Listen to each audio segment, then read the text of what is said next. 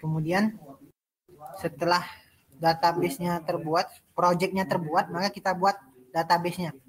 Nah, kita pilih real time database. Selanjutnya kita akan membuat database baru. Di create database. Nah, karena kita ada di Indonesia, kita pilih server yang terdekat yaitu Singapura. Kita pilih di test mode karena agar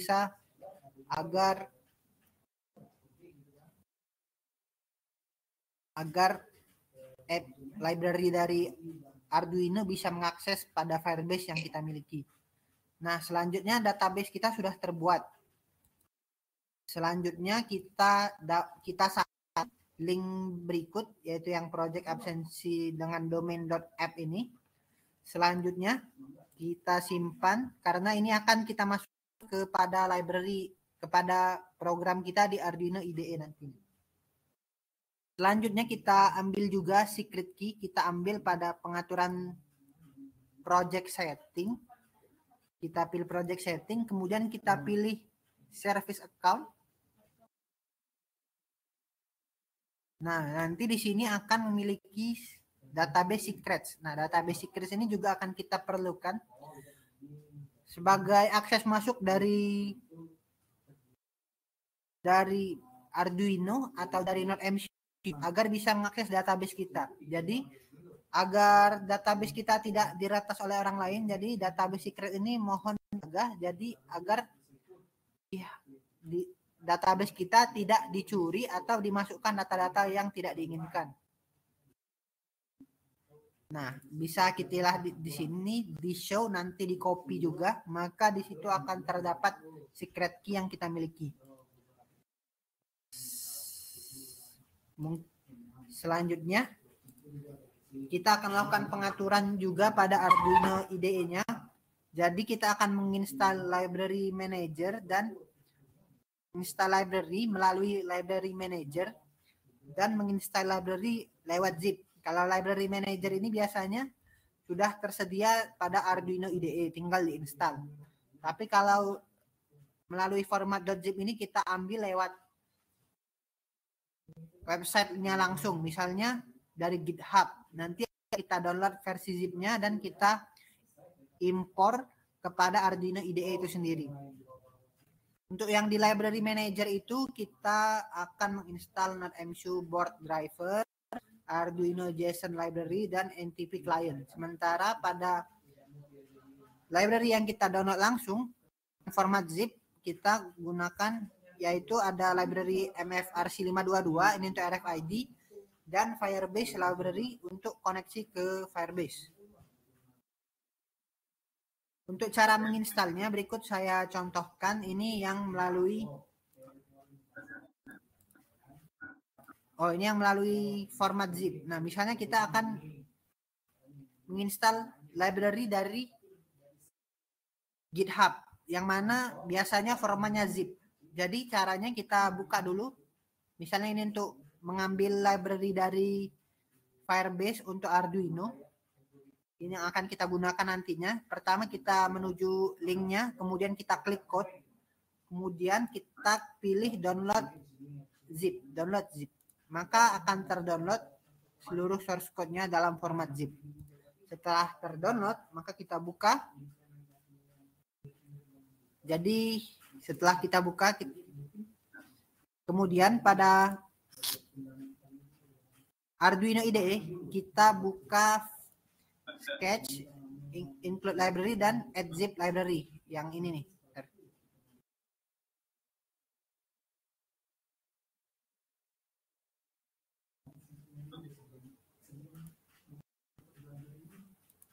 Nah, yang add zip library ini. Nah, nanti kita akan disuruh membuka di mana library.zip itu tadi kita simpan. Kali ini saya simpan di download, jadi saya buka folder downloads dan di situ sudah di folder download akan terlihat folder zip yang sudah kita download tadi. Kita pilih dan setelah kita klik open maka otomatis akan terinstall. Sejauh ini ada pertanyaan?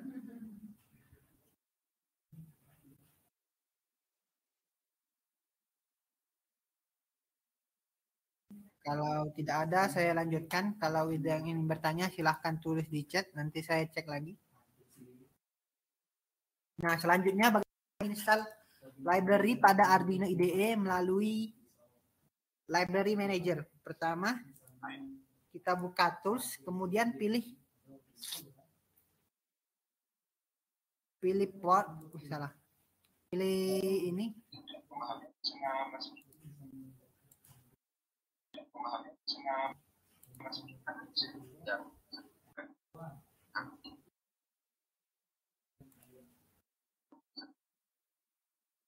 Pada tools terus ada tulisan library biasanya.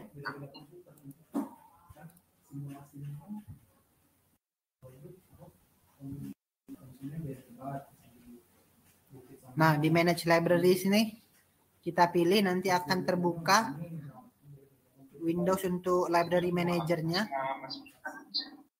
Setelah terbuka, maka kita cari Arduino library dari yang ingin kita cari. Nah, misalnya di sini saya akan menginstal Arduino JSON.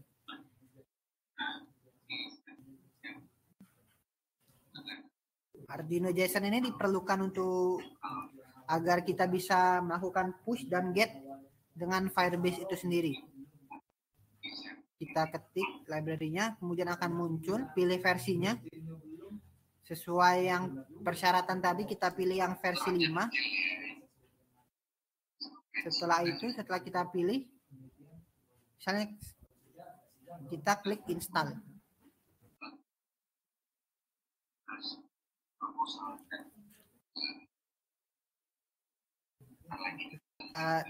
Itu library-nya akan di-download, kemudian akan terinstall. Kemudian setelah itu dapat diulangi dengan library tadi. Nah, silakan diulangi dengan library yang telah ditambahkan tadi. Caranya mirip, tinggal dicari saja library-nya. Setelah itu kita akan melakukan pengaturan pada Firebase itu sendiri.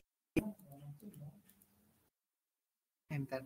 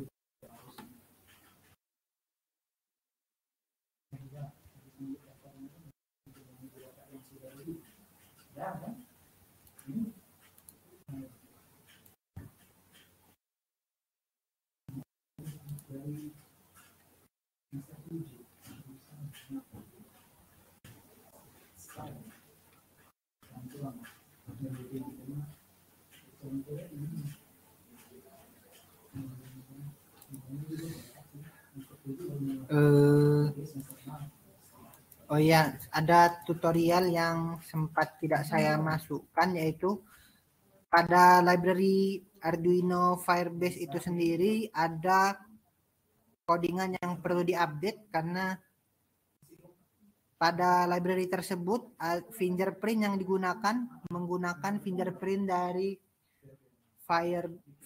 dari database Firebase dari penggunanya. Jadi untuk melakukan update tersebut, pertama kita buka dulu. Saya akan demokan sebentar.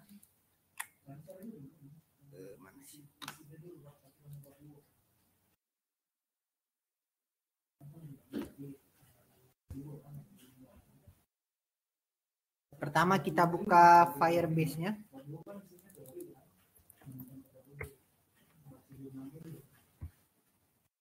Selanjutnya kita pilih database kita tadi, kita akses database kita tadi.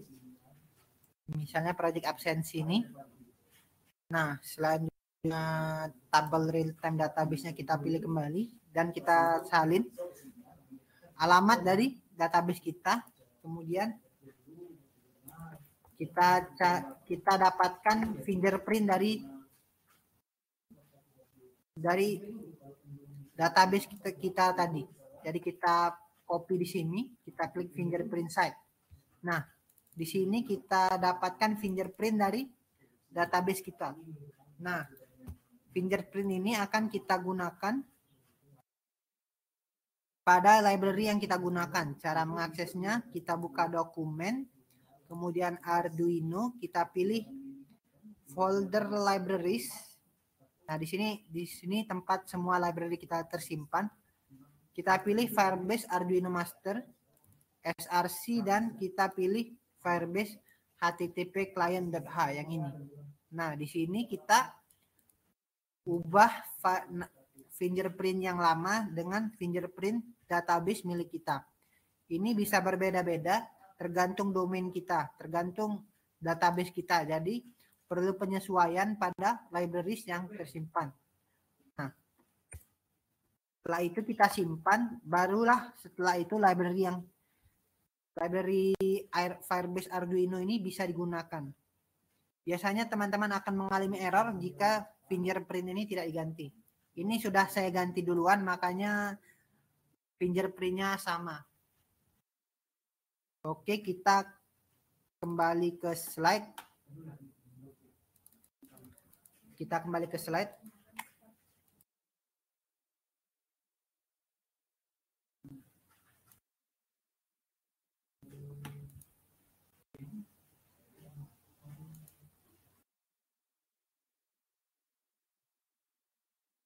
Selanjutnya kita akan masuk ke proses coding. Jadi yang kita coding ini fokus pada Arduino IDE. Jadi pertama kita buat new project seperti biasa. Nanti akan terlihat halaman kosong dengan void setup dan void loop-nya. Kemudian yang pertama kita lakukan adalah memanggil semua library yang sudah kita install tadi.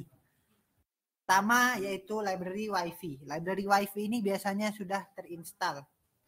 Tapi kalau belum ada silahkan diinstal dengan bisa terdapat pada library manager dengan nama library ESP8266 Wi-Fi. Ini digunakan agar NetMCU kita bisa terhubung ke internet dengan Wi-Fi. Wi-Fi yang kita gunakan. Selanjutnya kita definisikan SSID. SSID ini adalah Wi-Fi yang akan kita akses. Kemudian kalau Wi-Fi yang kita gunakan memiliki password, maka kita define juga dengan perintah define password, kemudian password Wi-Fi-nya. Kebetulan karena saya menggunakan Wi-Fi kampus yang tidak memiliki password, jadi saya hanya mendeklarasikan SSID-nya saja. Selanjutnya, pada Firebase kita panggil library Firebase. Kemudian setelah kita panggil library dari Firebase-nya, kita definisikan domain atau link dari database terhubung milik kita yang akan digunakan nantinya.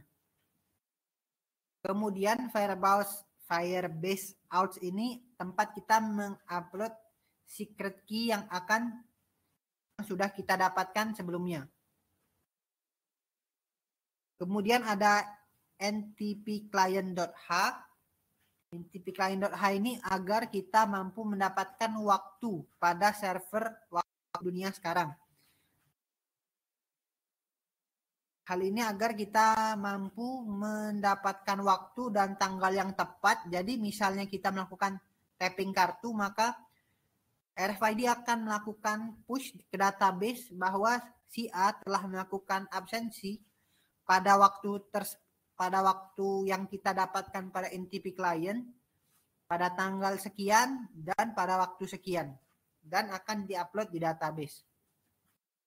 Ini langsung di copy saja, tidak perlu perubahan. Ini untuk months-nya untuk mendeklarasikan bulan yang akan ditampilkan, karena pada NTP client ini dia hanya mendapatkan bulan keberapa data tersebut. Data yang didapatkan adalah data bulan keberapa. Jadi untuk mengubahnya pada format bulan, kita menggunakan string array dari berupa string berisi nama-nama bulan. Selanjutnya kita deklarasikan juga library untuk NodeMCU agar bisa terhubung ke modul RFID. Kemudian kita deklarasikan juga, yang perlu dideklarasikan cukup pin reset dan pin SDA-nya saja. Yang mana pada konfigurasi sebelumnya kita hubungkan dengan pin D0 dan D8. Selanjutnya kita deklarasikan pada library MFRC 522 bahwa pin SDA-nya dan pin resetnya. Selanjutnya, pada void setup kita akan melakukan konfigurasi sebagai berikut. Pada yang pertama kita akan mengatur baud rate. Yang saya gunakan yaitu 115.200. Ini bisa diatur sesuai dengan kapasitas perangkat yang digunakan. Tapi biasanya yang digunakan 11.5.200. Kemudian kita gunakan SPI begin ini agar memulai komunikasi serial antara MCU dengan modul RFID. Selanjutnya MFRC 522 ini akan diinisiasi agar berjalan. Kemudian setelah itu akan muncul perintah pada serial monitor, letakkan kartu pada reader. Selanjutnya kita akan melakukan koneksi ke Wi-Fi, yang mana pada kali ini kita menggunakan ESP8266 Wi-Fi tadi, library ESP8266 tadi. Selanjutnya kita masukkan wifi.begin SSID dengan parameter SSID dan password. Tapi karena kita di sini menggunakan Wi-Fi kampus yang memiliki password, jadi kita cukup masukkan SSID-nya saja. Kemudian Wi-Fi akan melakukan usaha untuk agar bisa terhubung. Selama belum terhubung, maka dia akan melakukan print titik-titik-titik. Kemudian jika sudah terhubung, dia akan mengeluarkan perintah connected dengan keterangan IP yang kita dapatkan pada Wi-Fi tersebut. Penggunaan serial monitor ini sebenarnya opsional. Karena kita masih gunakan dengan perangkat yang terhubung dengan komputer, maka kita bisa menggunakan serial monitor ini. Tapi jika kita sudah pada tahap produksi dan tidak menggunakan komputer tadi, maka serial monitor ini bisa kita gantikan dengan LCD yang biasa atau perangkat tampilan lainnya. Selanjutnya, kita inisiasi juga database library pada Firebase. Dengan firebase.begin dengan parameter domain atau tautan pada database kita dengan secret key-nya, yang mana kita telah definisikan sebelumnya pada sebelum void setup tadi. Kemudian time client.begin ini agar kita terhubung ke server waktu, yang mana di sini kita akan mendapatkan waktu yang berjalan sekarang. Kemudian kita setel juga zona waktu yang kita gunakan. Misalnya GMT plus 1, maka masukkan 3600. Mengapa 3600? Karena di sini satuan yang digunakan adalah detik. Jadi GMT plus 1 berarti 3600 sama dengan 1 jam. Karena dari daerah set GMT plus 7, maka 3600 ini kita kalikan dengan 7, maka hasilnya 25.200, yang mana kita masukkan pada time client.set time offset.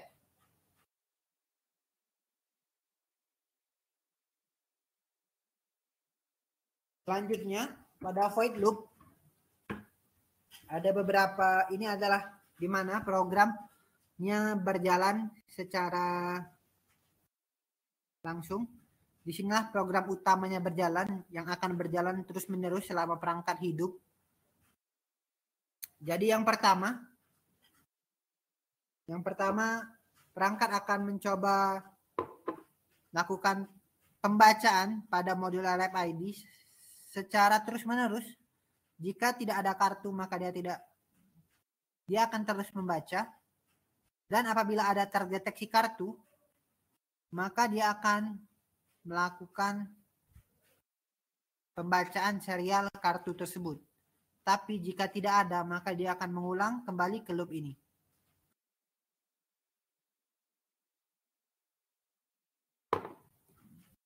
PICC is new card prison ini untuk mendeteksi apakah ada kartu baru. Karena kan dia membaca terus-menerus. Jika kita melakukan tapping dengan kartu yang sama, maka dia tidak akan melakukan tappingnya. Jika tidak sama, ini tanda seru sebagai tidak sama dengan, berarti jika tidak ada kartu maka dia akan melakukan return secara berulang. Selanjutnya jika ada serialnya maka dia akan masuk ke sini, tapi jika tidak ada serialnya maka dia akan kembali ke loop. Kemudian kita akan print berapa serial yang terbaca pada kartu tersebut. Biasanya akan berformat heksadesimal yang mana terdiri dari beberapa baris. Kemudian format tersebut tidak bisa langsung diolah, jadi kita ubah dulu dengan ini, yang mana mengubah UID-nya agar bisa dibaca.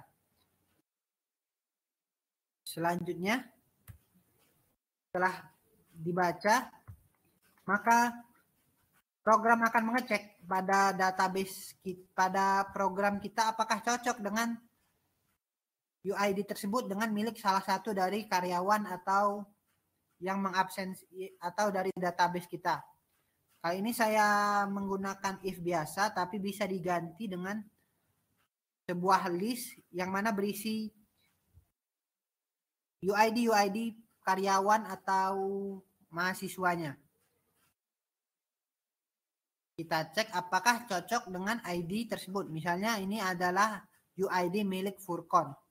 Nah, jika cocok, maka serial akan mengeprint kartu ini cocok dengan user siapa? Dengan user Furqon.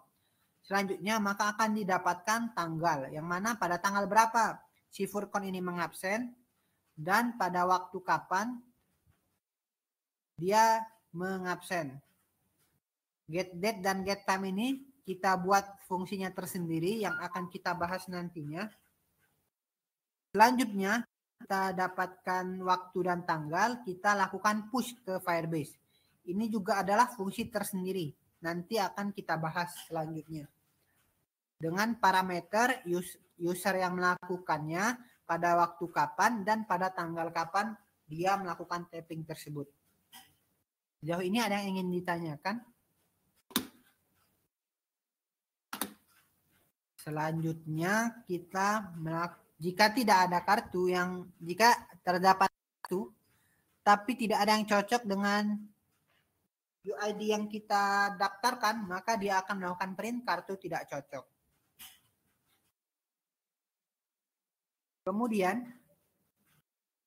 setelah didapatkan, kan tadi kita menggunakan ada beberapa fungsi yaitu get date, get time, dan add to Firebase. Nah, ini saya buat sendiri dengan menggunakan library NTP tadi. Jadi yang pertama kita get time itu. Get time ini kan untuk mendapatkan waktu. Pertama kita gunakan time client. Time client ini sudah didefinisikan sebelumnya yaitu library dari NTP tadi. Ini untuk mengupdate waktu sekarang. Kemudian pada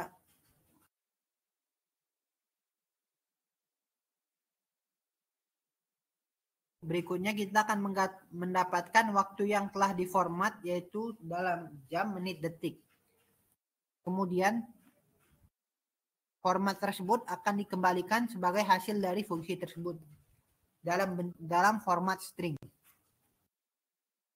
Kemudian untuk mendapatkan tanggalnya, maka untuk mendapatkan mendapatkan tanggal, kita perlu melakukan get secara berkala, yaitu get bulan, get tanggal, dan get tahunnya. Jadi pertama kita akan dapatkan get tanggal. Pertama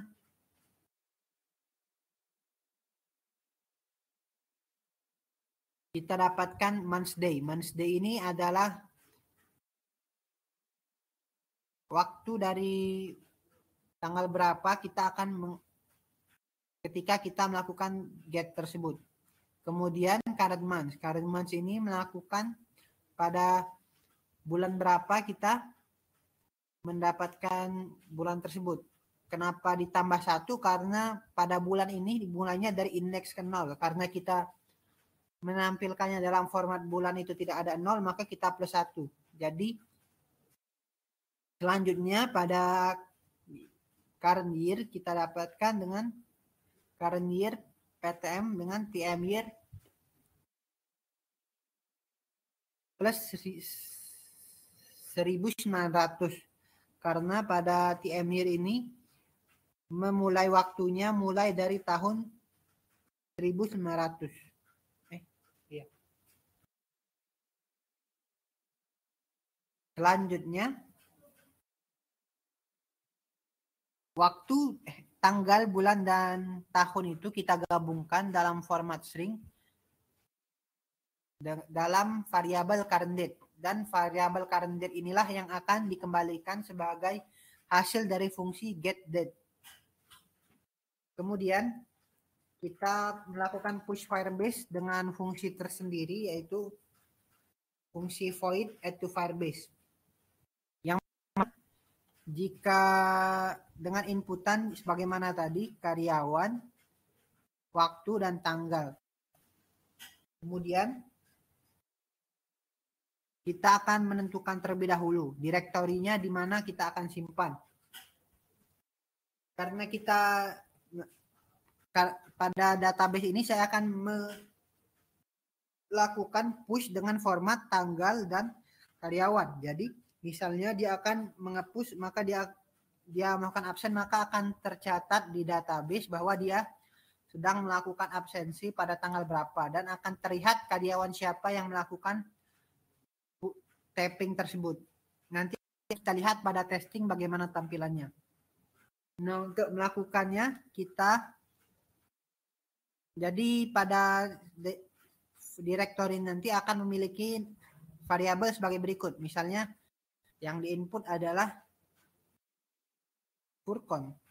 Karyawan Furkon dengan tanggal 27 bulan 5 2022. Maka di sini akan string directory tadi akan memiliki format 2002 tanggal 27 bulan 5 2022 Furkon.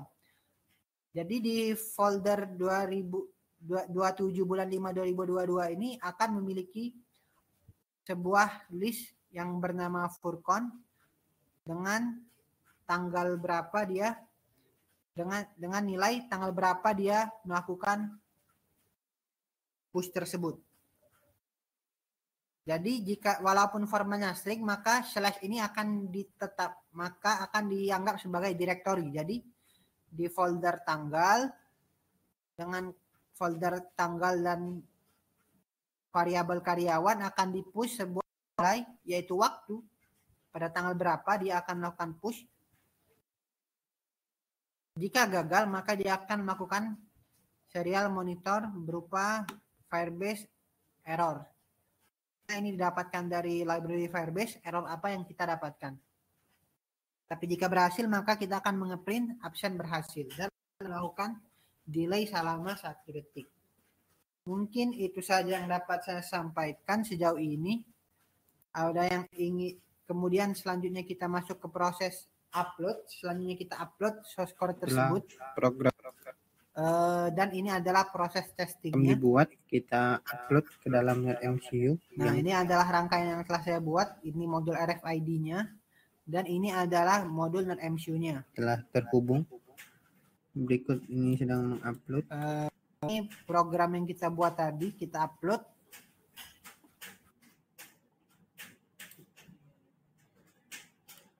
Kalau sudah kita ke serial monitor yang terhubung. Kita lihat progres Ini aku dari melakukan koneksi perangkat terhadap kita, wifi terlebih dahulu. bagaimana perkembangannya. Share monitor ini sedang mencoba terhubung. Nah, setelah itu akan didapat perangkat IP dari perangkat kita. Dan setelah terkoneksi dia akan mendapatkan Jadi, IP. nah, kemudian dia akan melakukan koneksi terhadap model bacaan RFID. dari reader. Apabila Selanjutnya, kita masukkan kartu yang langsung kita tap saja kartu ini. Misalnya tag ini salah satu bentuk tag. Kita tidak coba terdaftar seperti ini. Kita coba tap ke dalam RFID-nya, maka dia akan membaca UID-nya dan akan mencocokkannya terhadap program Maka yang dia kita akan miliki, nge-print. apakah sesuai. Nah, ini kan yang saya tap yaitu UID dengan UID berikut. Tapi karena UID ini tidak terdaftar, maka akan mengeluarkan pesan kartu tidak cocok. UID tag-nya dan akan menunjukkan pesan kartu tidak cocok. Dan hasil bacaan ini tidak akan kemudian dimasukkan kita ke masukkan Firebase. kartu Tapi yang jika kita sesuai masukkan dan terdaftar, kartu yang dibaca, maka dia yaitu akan sebagai melakukan berikut. print kartunya sesuai Maka dengan dia akan user melakukan siapa dan akan melakukan push ke the Firebase pada dengan tanggal dan absen kapan user tersebut melakukan tapping. Kemudian dia akan melakukan add to Firebase dan akan melakukan print absen berhasil. Untuk mengecek lebih lanjut bisa dilihat di pada database tanggal berapa dan waktu kapan dan akan mengindikasikan absen berhasil. Dan ini juga data ini akan terupload ke Firebase sebagai berikut. Nah, di dapat sini dilihat akan terlihat di database yang saya gunakan dengan IP berikut. Nah, di sini akan melakukan push berupa tanggal. Nah, di tanggal ini akan memiliki direktori lagi yaitu furcon. Furcon ini akan memiliki variabel lain yaitu berupa pada tanggal berapa, pada jam berapa dia melakukan tap. Jadi untuk mendapatkan waktu masuk dan waktu keluarnya tinggal kita get waktu pertama kali tapping dan waktu terakhir tapping tanggal tadi. 20 terdapat input di mana dilakukan beberapa kali tapping. Nah, ini akan tetap menampilkan meskipun kita tap berapa kali, maka dia akan terus push ke Firebase kapan dia melakukan tapping. Dan user furcon pada waktu berikut. Sementara jadi di Firebase ini sendiri terhubung, terbagi, filenya terbagi, strukturnya terbagi berdasarkan tanggal, user siapa yang melakukan, dan pada kapan dia melakukan tapping kartu tersebut. Mungkin sekian saja yang dapat. Mungkin itu saja yang dapat saya sampaikan sejauh ini. Apabila ada yang ingin ditanyakan, sangat kami persilahkan.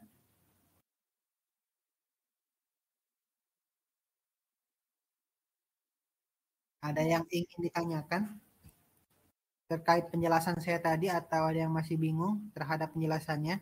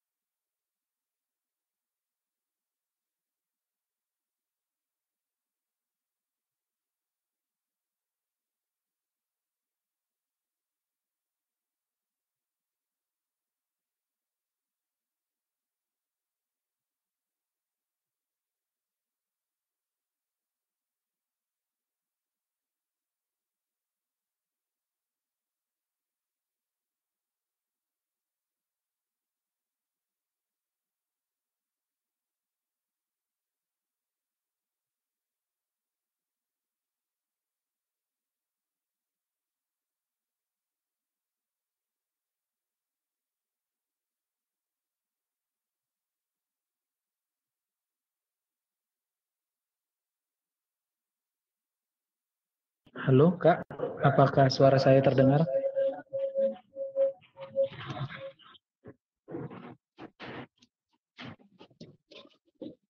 Iya, kedengaran, silakan. Oke, di sini perkenalkan nama saya Arif Tumpal Leonardo Sianturi. Izin bertanya Kak, itu kan tadi ada pembahasan mengenai pembacaan teks yang sesuai. Jadi yang ingin saya tanyakan adalah apakah ada jarak maksimum atau jarak minimum terhadap teks yang ingin dibaca dan perangkat yang membaca tersebut Kak, atau berapa senti atau beberapa jaraknya lah pokoknya, beberapa senti mungkin ya, mungkin itu yang bisa saya tanyakan Kak. Terima kasih. Oke. Terima kasih bertanyanya dari Mas Arif. Jadi untuk jarak baca dari modul RFID itu sendiri sebenarnya tidak terlalu jauh. Dari 5 cm atau 6 cm sebenarnya sudah kurang terbaca sebenarnya. Jadi untuk tapping kartu, karena kita sifatnya kartu, ya pastikan untuk lebih pastikan kartu itu menyentuh dari modul RFID itu sendiri. Atau jika perangkatnya ingin lebih baik, hadirkan indikator apakah RFID itu sedang terbaca atau tidak, misalnya dengan buzzer atau lampu LED kecil biasa. Mungkin jika terbaca akan menghidupkan LED hijau atau membunyikan buzzer. Nah, itu bisa dijadikan pembantu bagi orang-orang yang ingin mengetahui untuk memudahkan apakah kartu itu sudah terbaca atau belum nih oleh modul RFID tersebut. Mungkin itu saja. Apakah sudah cukup, Mas Arif?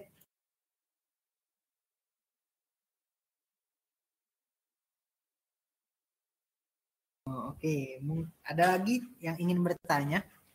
Kalau tidak ada, mungkin saya akan tutup mengingat waktu sudah sore juga.